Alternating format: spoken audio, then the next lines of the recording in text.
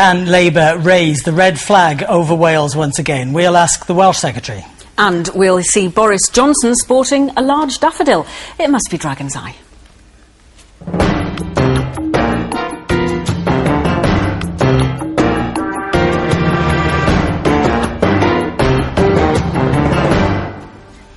Good evening. Coming up in tonight's programme, wearing a dinner jacket and a daffodil, what Boris Johnson has to say about Welsh politics. And with ministers unveiling a new language law, is it a step in the right direction or a step too far? And joining us in the studio this evening, Lee Waters of the sustainable transport charity Sustrans and the political commentator Denis Campbell.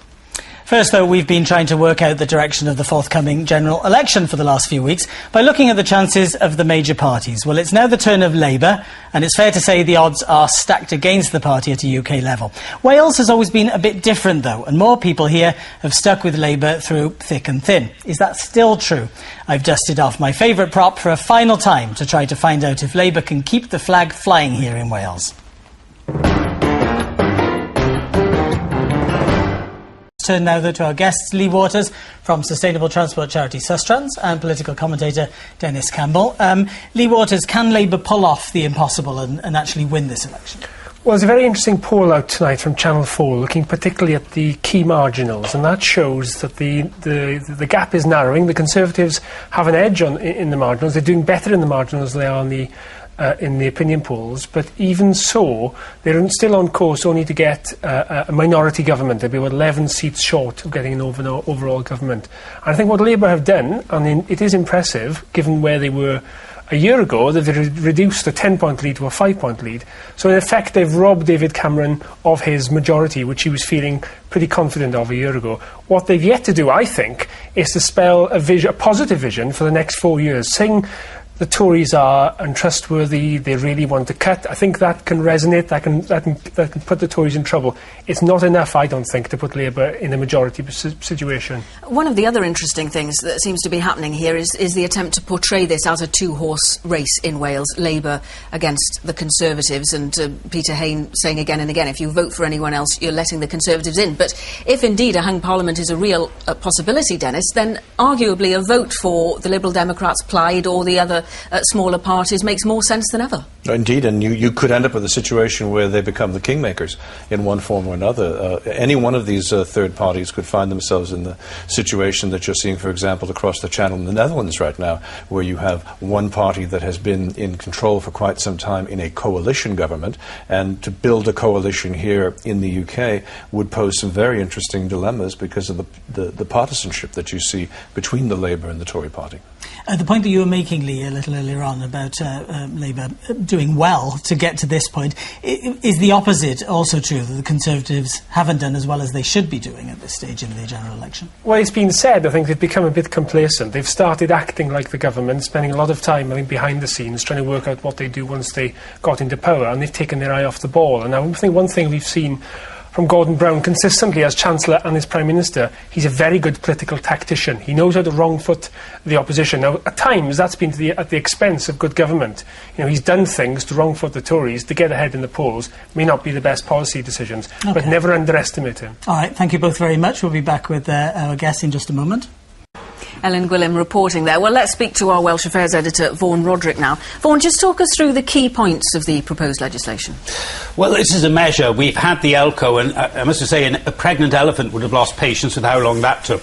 We now actually have the measure. Basically what it does is it establishes a new post, the post of a commissioner, language commissioner. He takes, or she takes over the powers that currently reside with the Welsh Language Board to draw up plans to ensure that services are delivered in both languages.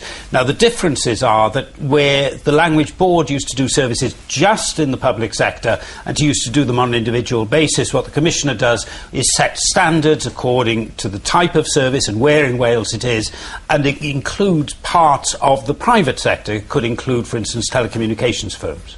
And in terms of the politics of it, Vaughan, talk us through that.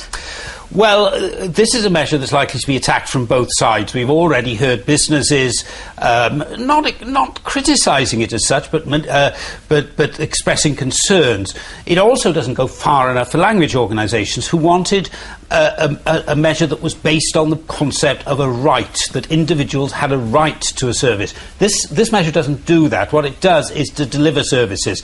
It's a slightly, arcane difference, but it's a very important one for language movement. Now, what the government must be aware of, I think, is that, although the language has become a bit depoliticised over the last decade, that's because of an agreement between the parties. If you look at rows over things like Welsh schools, it still has the potential to divide. Now, do they want a divisive language row at precisely the time they're in the run-up to a referendum on increasing the Assembly powers? I don't think they do. Lee Waters, you heard Vaughan talking about fears of some businesses. In your sector, the charity sector, are those same fears being expressed for charities that work across the UK?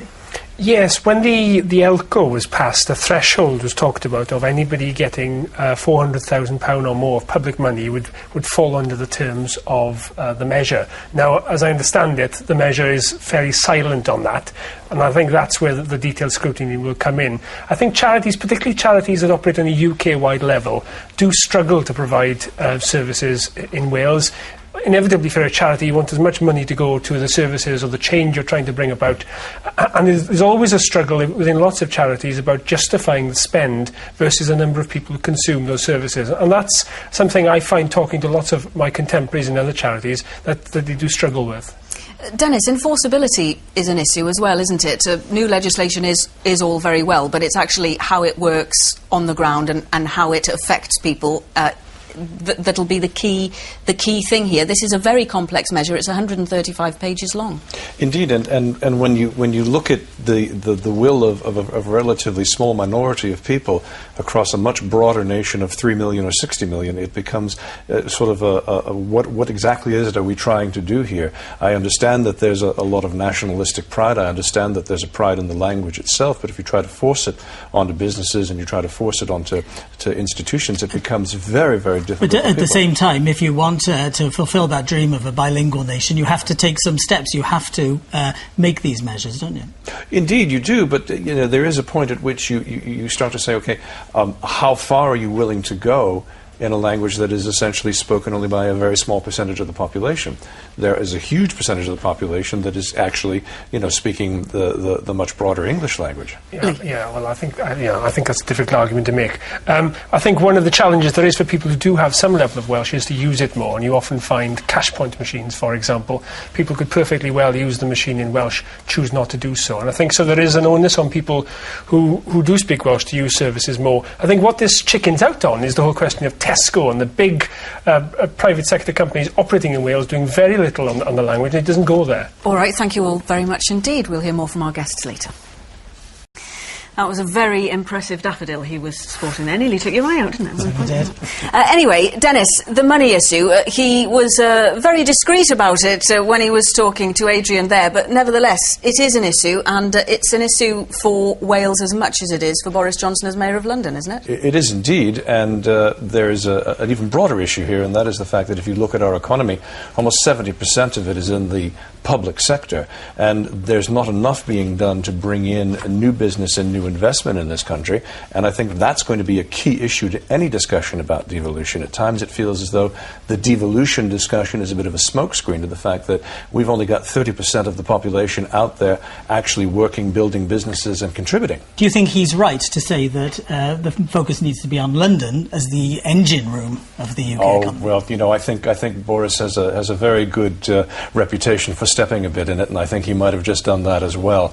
I think there's a lot of good things here in Wales in terms of the education base, the economy, the people that can actually be put to work if effort is made to fix the broken investment systems that we have here, as well as the problems that we have with an airport that doesn't work either. And Lee Waters, we were talking there about Boris Johnson and devolution and his experience of devolution. Do you think, despite all the criticism about him, about his appointment, he's proved to be a good mayor and a good champion of devolution in that respect? Well, he's no fool. He's a very canny fox. I think saying there he's always been in favour of devolution. I don't remember that when he stood in Clwyd South in 1997, but he's reinvented himself, and that's the genius of him. He said he fought Clwyd South and Clwyd South fought back.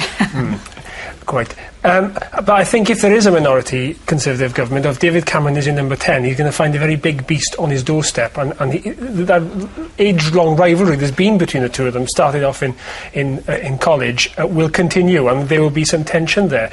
Interestingly, I think in terms of how devolution can be used to develop different policies, in London, Boris Johnson is putting a big push on cycling, and that could well spread across the country. You've got your cycling in. Well done. Thank you both very much. Denis and Lee, thanks for joining us. Join me for more politics talk on Call to Order tomorrow evening, 6:30 BBC Radio Wales. We're back at the same time next Thursday. Join us then. Bye-bye.